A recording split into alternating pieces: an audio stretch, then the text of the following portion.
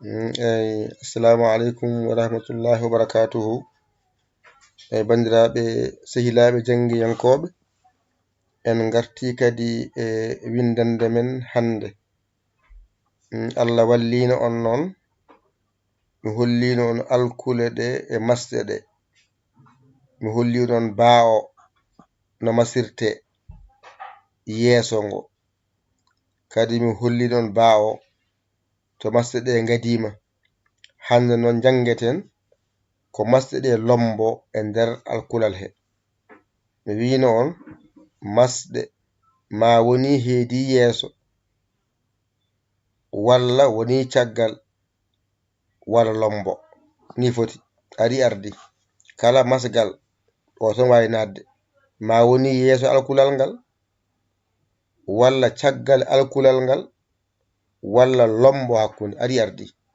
Joni on kollama yeeso, on kollama caggal, heddi mo hollon ɗo lombotoɗo. Joni on naati non golle.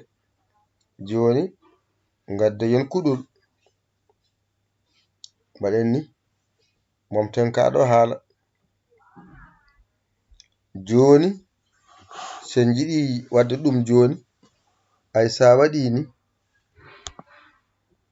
ay oɗo ba bannoɗa goo, ay ba goɗɗo wonoɗo yeeso makko ɗo.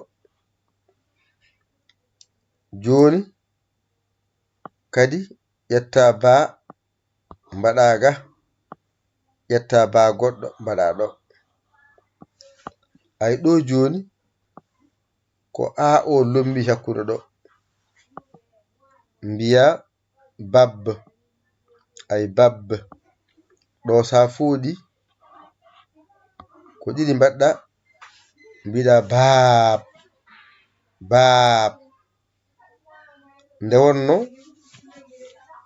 sa waɗi ni ɗo ko ba, sa watti ni ɗo ko ab. Joni noon so waɗama no teddat tan goto o jangaga jangoto. A jangino o so heedi yeeso ba ko ba, a jangino o so heedi caggal ko abbe, oɗon mbiya babba tan poftana hoore ma, babbe babbe. Ɗon a jangino so o heedi yeeso ba o ko ba, o so heedi caggal ko ab, so rendi tan mbi poftana. Ay ɗo joni ko ba, ɗo ko ba woni ɗo, ɗo ko ab. Ayi hoɗe ɓe wi tan baab poftana hoore ma. Yo gitten ɗum ɗo gasi, jokken. A faami ɗon? Joni noon kadi ɗo gasi, gadda ba goɗɗo, gadda ba goɗɗo, gasi. Jaha mbasa, ay ɗo ko woni ɗo, beb, mbiya bib bib bib, ɗo gasi. Ngara kadi gadda banani, ay banani banani, ay banani, gasi. Ngada masa, mbiya ay beb, mbiya ay beb beb beb, ɗo timmi.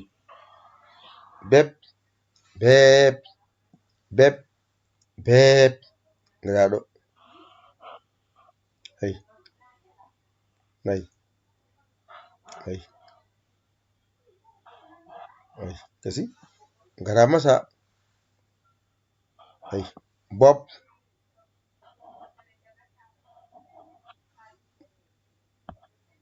bob bob bob bob bob bob bob. Kadi ngara kadi gadda baway e ba goɗɗo nani, gadda kadi ba e ba goɗɗo, gasi. kata masa ay ɗo ko bob buub gasi en timmini alkural ba gasi ko jangate hen e hewde agayni gasi dow foɗani les pooɗa ari ardi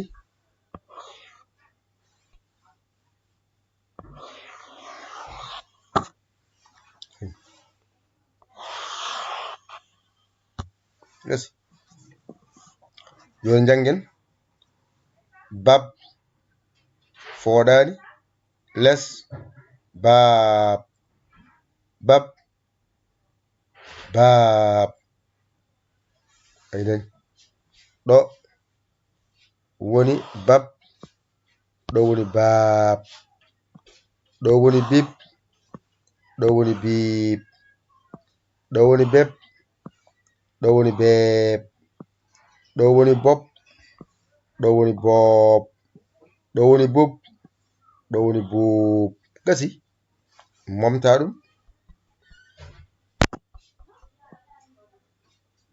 gasi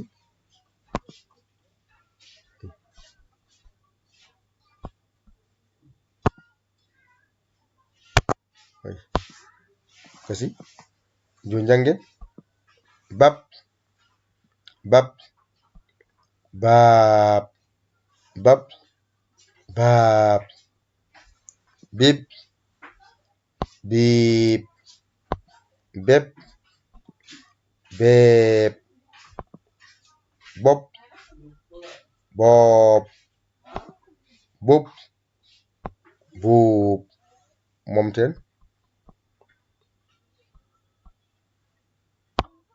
gasi jangen bab baab bib biib beb beeb bob boob bub buub hankadi mbaɗi ekko ngo sen gaɗi gongol gadden clavier hankadi noon binden ɗum toon tawda hollam ekko bahango hankadi jangde ma ɓurata yawde hankadi sa fami tan gotal ngal andu ko heddi ko fof saɗat hankadi nani kolɗa kadi holno masirte sa fami tan ekko woto gotan keddiɗe fof yaɓante inchallahu taala kaɗen ɗo haade hewdona ƴette kuɗi mon e karneji mon mbaji ɗo jangodidde saggi hen wat 00221 ma 77